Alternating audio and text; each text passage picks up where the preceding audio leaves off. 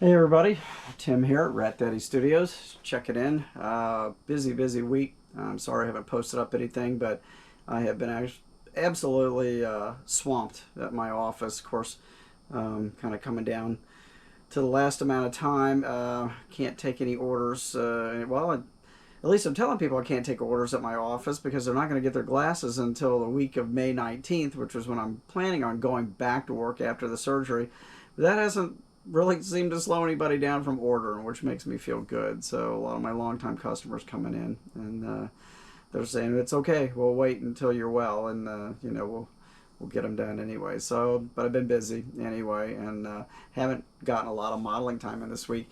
And what little bit I did get in was semi-disastrous. So I'll show you what's going on and what had happened. I was working on this streaker funny car, and I had an idea for the paint on it, which I did, and it just looked like crap to me. So I decided to try to fix it. I was doing a fade job on it with silver and blue. Well, first what happened when I was doing the Orion silver base coat, everything came out fine except the hood. And for whatever reason, it completely crackled all through the middle, down this side, and I don't know what happened. I mean, did everything at the same time, painted the same way. I had painted the bottom side first and flipped it over, but that shouldn't have made any difference, and it crackled. So had to sand that down, reprime it, wait till that got better, like the next day, repainted it again, then tried doing my fade job with the blue, and it just didn't look right on the car. It didn't come out. So I thought, well, I'd done some burple on the back of it, the candy burple, and I thought, well, I'll go ahead and blend in some of that burple, and it just did not look good. So I sprayed the whole car in burple, and I hated it. So tonight, back to primer again. The burple also ended up with some crazing, so I all in here just got little blisters. So I sanded all that down and blew it all out and redid that in primer.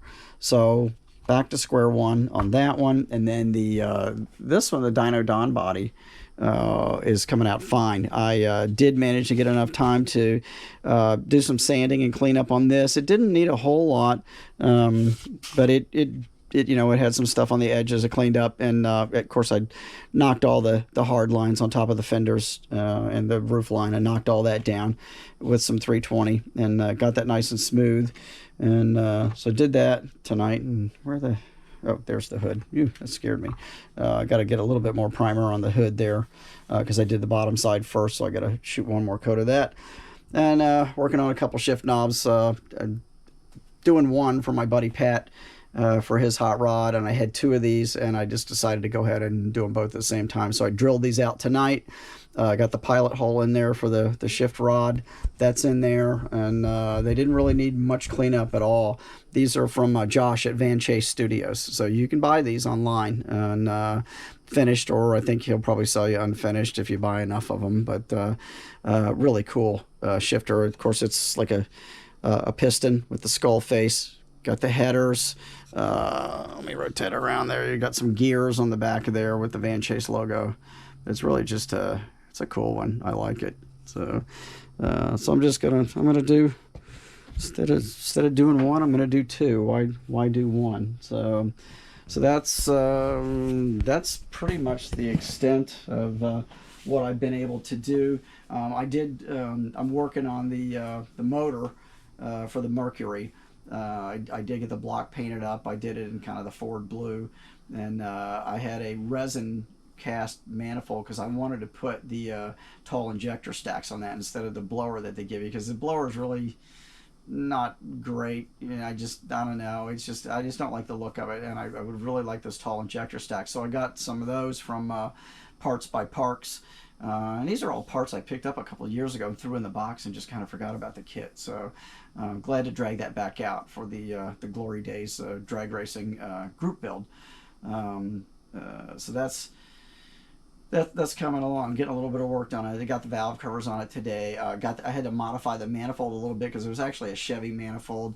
So I had to do a little reshaping and of course grind off where the magneto would go in, because that particular motor, I think that's a 429. I think that's a single overhead cam motor. So the magneto actually comes out the front of the motor on that. So I had to do some changing up on that a little bit. So anyway, so it's coming along. I think eventually I'll get my act together. And I really, as far as colors, I'm getting kind of tired of using some of the same colors, and you guys are probably getting sick of looking at it too, because I don't want my work just constantly looking like the same thing. So I hopped online this morning with Tropical Glitz, which is really killer paint and metal flake company. They're here, and they're in South Florida.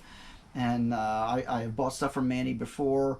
I've got one of his big flake guns, which I really love. It's a beautiful gun, and works extremely well. It was really affordable, and it's got a couple different tips, so it'll shoot that big stuff, like the bass boat flake, or it'll shoot the little tiny stuff too. And so I've got that, and I've got an assortment of their flakes. Let's see. Yeah, this is them, Tropical Glitz. And you can see that's some of their rainbow flake. And I got a really cool flake that I'll have to break out my wagon and show you guys what these. I've got a wagon that I take to car shows to put stuff in, and I did it in candy apple red, but I did the inside of it in a different type of flake. Let's see if I can find it. Oh, actually, this is it. Yeah, this is it. This is called Splinter Flake. So instead of this being little fine particles, this is kind of like long splinters of that rainbow flake. So the effect in the sun is just blinding. It's really cool stuff. But of course, you got to have the bigger tip on the bigger gun to blow this stuff through. But I used Manny's gun. That was the first thing that I shot with that gun was the Splinter Flake. I really wanted it. So, you can't tell it in here, but here's my wagon over here. I'll drag it out in the sun here sometime soon. So of course it's got go-kart tires on it and rims, and it's candy apple red on the outside with a ton of flake, and then this RC car body on the inside. It is all shot with the Splinter Flake, but you really can't see it in here in the dark. You can see a little bit along the edge here, but this thing in the sun it's blinding. I mean, I've had people stop me at car show and say, what the hell did you paint that with? It's unbelievable, the sparkle in that flake. So really cool stuff from Tropical Glitz. So check them out. They've actually got what I ordered today. I didn't get toner as far as the paint for like urethane toner. I bought some of their candy base coats because I wanted just kind of, I knew I was going to do solid colors on both these race cars, and you can get it in as little as 2 ounce. I bought 4 ounce bottles. It's pre-mixed, it's pre-reduced, so you didn't have to buy the reducer. I did buy some of their white primer base because a lot of their the House of Colors candy base coats are more opaque. The Tropical Glitz colors are semi-opaque. So you got a little bit of transparency there, not a lot, but maybe 25% transparency. And they recommend if you want brighter colors, you can do silver under them, but they actually recommend white. So I ordered some of their white base coat to put on both these race car bodies. And I ordered a really cool kind of, it's a candy aqua.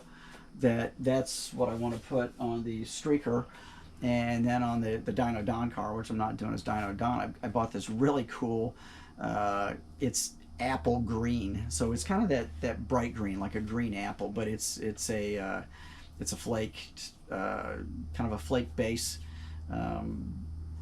candy. So we'll just have to see how it turns out. So I like their products. I have not used their paint products yet. And I do want to try some of their candy toners eventually when I've got enough money to buy their reducer or catalyst to go along with it. And none of that stuff's cheap. And I don't want to start a complete new investment. I'm sure the House of Colors catalyst and reducer would probably work with it. But I think it's just always better when these guys, when they come up with these paints, I think it's better to use all of their products. I think they just mix better, work better. So that's just me. Maybe I'm wrong, but that's what I'm going to do. So, and I've got all those pearls that my buddy Curtis sent me too, that I'm really anxious to start experimenting with some of that in the clears when I do clear coats. So yeah, I'm ready to play around a little bit. I want to change it up with some different colors. So anyway, so that's what's going on. Really don't have anything else on the bench inside to show you guys, so I'm just going to kind of keep this short. and give you an update. I've been really concentrating outside of getting myself situated with my office before I close up. The 23rd will be my last day in there.